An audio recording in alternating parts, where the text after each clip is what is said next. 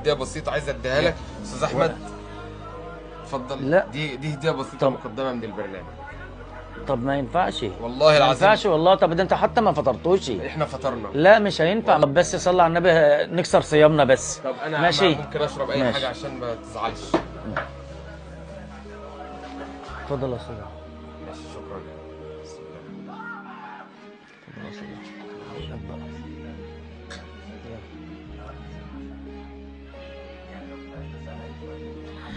ورب الكعبه احنا معانا فطرنا وما تقلقش من اي حاجه زي والله الفل. العظيم ما ينفع يا استاذ، ما ينفعش كده والله. انت عايزنا ناكل اكلك يعني اصلا؟ ما ينفعش يا عم ده انت على والله. دماغنا. والله العظيم ده انت اللي على والله انت دماغنا. كفايه بس انك فتحت لنا بابك يا عم. وسايب لنا اكلك على دماغنا والله. الف مبروك.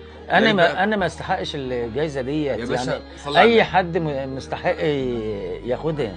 يا عم والله ده يعني هو مبلغ الحمد اقل لله. بكتير من قيمتك، ده حاجه بسيطه قوي. الحمد لله الحمد ده لله هو على كل يعني شيء.